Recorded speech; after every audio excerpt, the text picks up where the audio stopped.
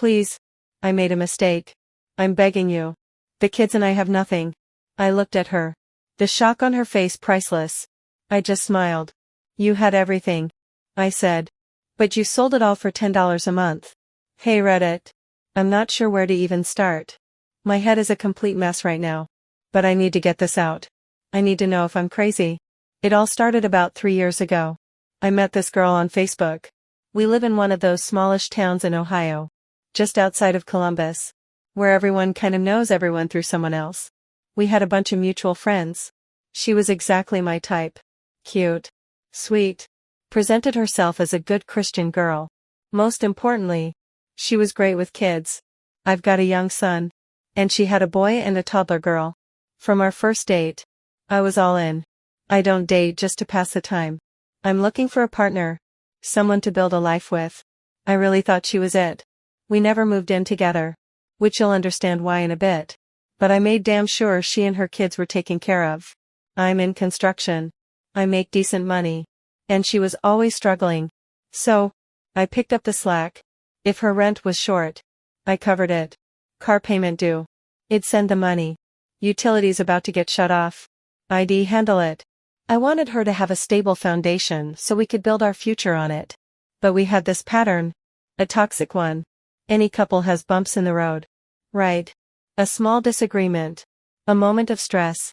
For her, every little bump was a mountain. Instead of talking it through. She'd just end it. Block my number. Block me on social media. And I'd be left in silence for a few weeks. Then, like clockwork, my phone would light up around 1000 at night. It was always the same message. Hey. And every single time, my brain would just short circuit. I'd spend the whole silent period telling myself I was done. That I couldn't do this anymore. But that one word would flash on my screen. And the hope would come rushing back. My first thought was never about the past weeks of pain. It was always, okay. Maybe this is it. Maybe this is the time she realizes what she's throwing away. So, me being the hopeful idiot. I'd go back. This exact cycle repeated 6 times in 3 years. During those breaks, she wasn't just sitting at home thinking things over. She was out there linking up with other guys. On 3 separate hiatuses. She got involved with 3 different dudes. This led to her getting pregnant twice. The first time ended in an abortion. The second in a miscarriage. And what did I do? I consoled her. When she came back to me, broken and crying, my gut reaction wasn't to scream or demand answers. My brain just went into protector mode. I told myself it was a sensitive subject. That she was in pain. And that a good man would be there for her regardless. So I held her and let her cry.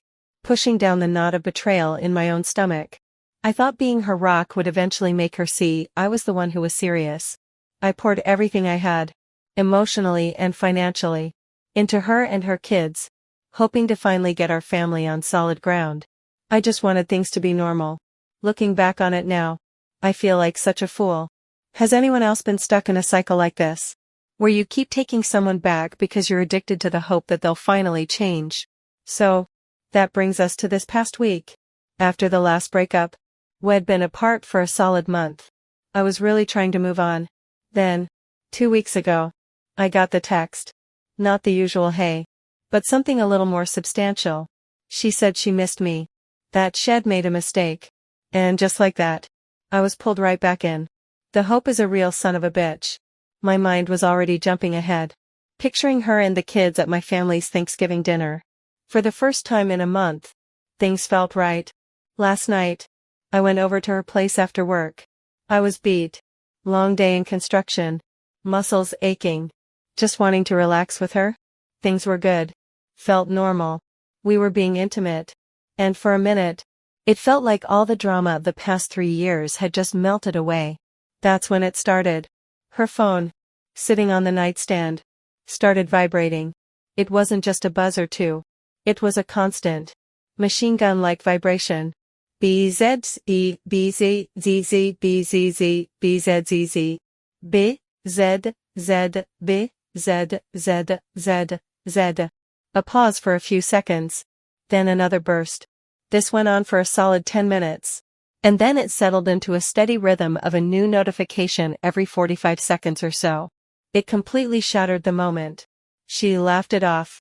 A little too quickly. Oh. My God. Sorry. She said, pulling the sheet up. I downloaded TikTok and have been making these silly videos. It's been going kinda crazy. My first thought was to be supportive. Hey. That's cool. I told her. Good for you for finding something that makes you happy. Especially with all this pandemic crap. And I meant it. She always struggled with confidence. And the thought of her finding a fun, harmless hobby actually made me smile. I put it out of my mind. But later, when we were in bed, I couldn't sleep. I was just staring at the ceiling, listening to her breathe. And my brain started working. The math wasn't adding up. This is a woman who has overwhelming social anxiety. She's an introvert to the core. She gets nervous ordering food at a drive-thru. And now, she's suddenly so popular on a social media app that her phone is having a seizure from all the notifications. It just didn't track. What kind of silly videos could possibly generate that kind of insane, non-stop engagement? I couldn't shake the feeling that something was wrong. My gut was screaming at me. So, while she was asleep, I quietly got my phone.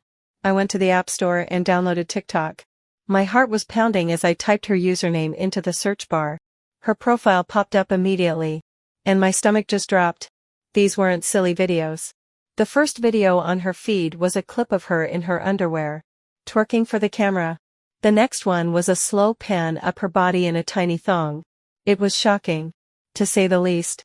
This was so far from the sweet, reserved, Christian girl I thought I knew. I felt like I was looking at a complete stranger. Then I saw it. In her bio, under her name, were a few emojis and a link. And next to the link, 2 capital letters that made my blood run cold. Of OnlyFans. My mind is reeling. Am I right to think the absolute worst here? Or am I just letting my past insecurities get the best of me? I was just lying there in the dark, staring at those 2 letters on my phone screen. Of. My brain was trying to find any other possible explanation. Office furniture. Official fan club. But I knew exactly what it was. For a few minutes, I just sat there, debating if I should just put the phone down, pretend I never saw it, and try to live in blissful ignorance. But I couldn't. I had to know the full truth.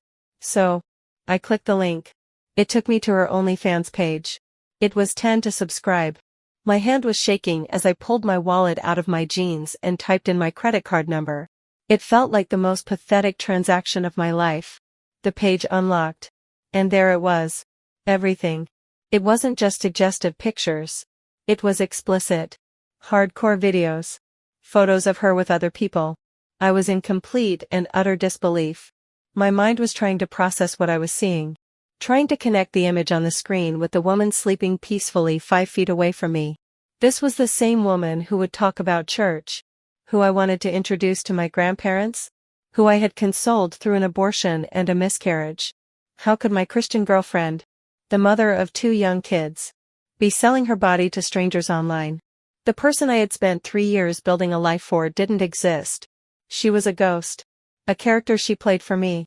I didn't sleep at all. The next morning, I waited until she was awake and the kids were occupied. I had to confront her. But I wanted to give her one last chance, to be honest. I kept my voice steady, even though my insides were shredded. Is there anything you've been hiding from me? I asked, looking her straight in the eye.